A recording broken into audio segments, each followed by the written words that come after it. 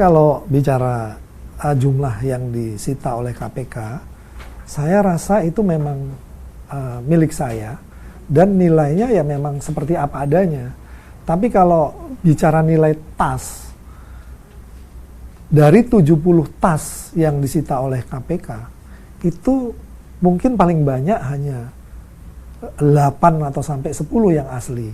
Sisanya semuanya KW. Nanti biarkan mungkin pihak KPK yang bisa melihat itu, apakah itu asli atau tidak.